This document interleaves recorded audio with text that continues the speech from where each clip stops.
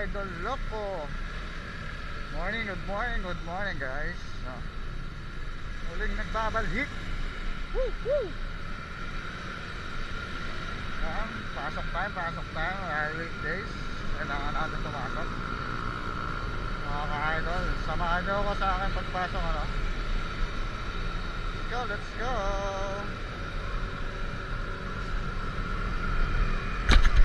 Kaya ngayon, sana walang traffic ngayon, no? Alam yung lugar na to, no? Alam yung mga lugar na to.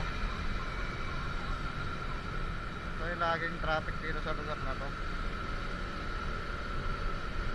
Kamusta ang buhay-buhay, bossing? Diba? Kamusta ang buhay-buhay? Ano na? Sinahay na kayo ng mga pagsubok nyo sa buhay, ah. Gumawa tayo ng memories, no?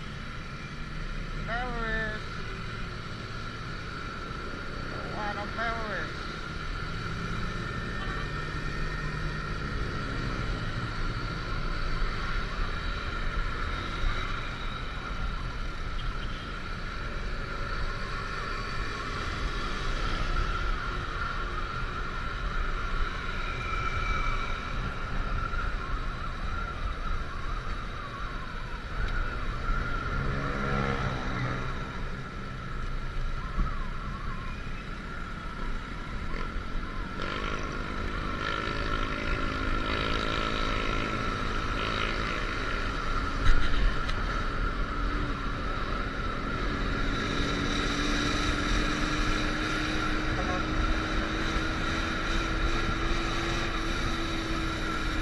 Ng mga klaseng scooter, malakas ang dating niya, no? Basta sa kalsada, yung mga normal na motor, parang walang dating, ito lakas ang dating, makatindi, mga klaseng scooter. Yung pangalan kasi ng klaseng scooter ko na to, si Pogi. Yan, Pogi G-Collect 150i, no? Napakaangas na ito, 150i ito, ito inuwi ko ng ng Bicol. Pero hindi ako binaya ni Pogi, napakatindi.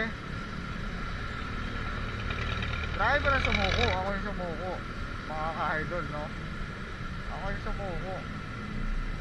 Si Pogi talagang 15 hours. Ang ganda ako, hindi ko alam kung bakit, no? Ang lakas ang dating niya sa akin talaga. May nakita ako sa kalsada na naka Kim-Collect 150, no? Talagang ay grabe, sabi ko sana magkaroon ako. At ayun nga, sa awa ng Diyos, no? Pinagtulungan namin ni Mrs. Karoon kami ang Kim-Collect na si Pogi, no? Kaya iba ang feeling, iba ang rides kasi to dual ABS to dual ABS yan, no? Kapag safe na safe ka dito kahit bago ka nag-motor, safe na safe ka dito kasi grabe naman braking na ito. Napaka perfect ng motor na to para sa akin, no? Napaka convenience. Siyempre may bubuga talaga to, formal din siya, tapos bumpit. Kaya natin nabulin ni Pogi yan, mga ganyan. Ang bilis niya, nawala siya.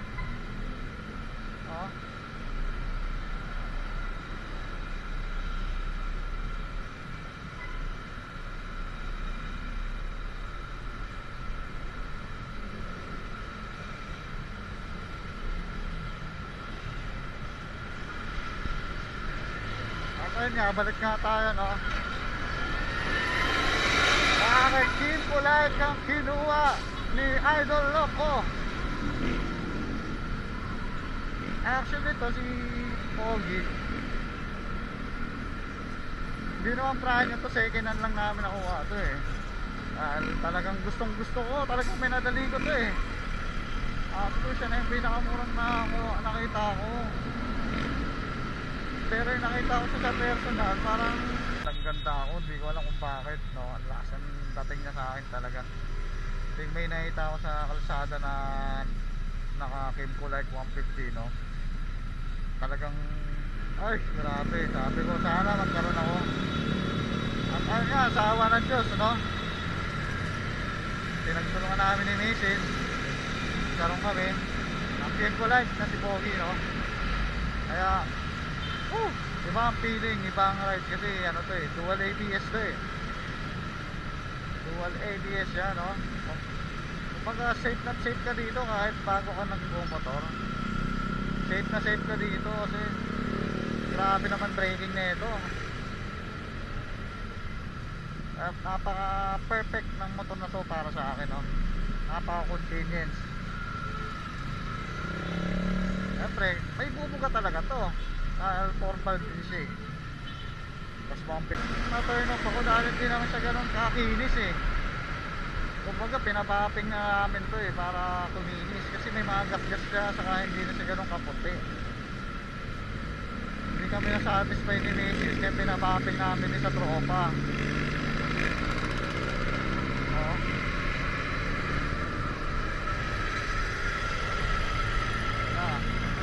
Kaya yung pinaping na ayun, gandang ganda na kasabi, lumabas na yung tunay na Kimco, no? Lumabas na ang tunay na Kimco 150.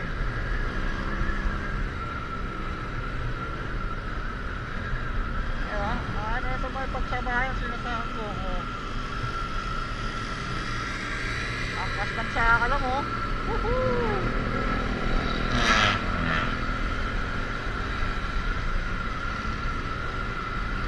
DI pa 150. Pamadali ako. Ayan.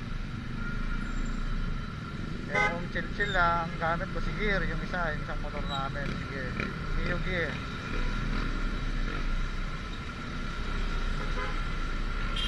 Ayun nga, pag nagmamadali,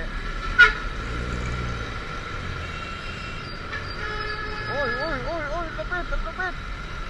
Woohoo! Lapit niya.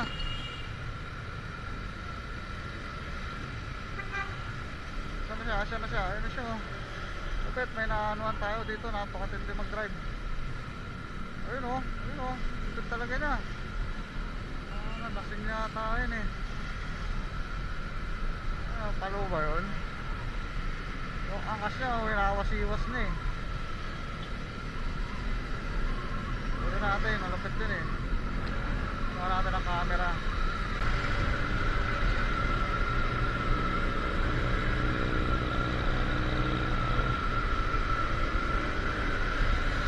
Kaya talagang ping nakikita ko to si Pogi pag nasa garahe namin. Talagang Pogi talaga ako sa ano. Kumbaga sa abot is pinaglilian ko eh, hindi ako nagtatawa sa kanya eh. Tindig niya, solid talaga. Braking system niya. Ayan, kung mga maalangan ka sa mga pag-braking na ito hindi ka papaya na ito. Napakatindi na ito.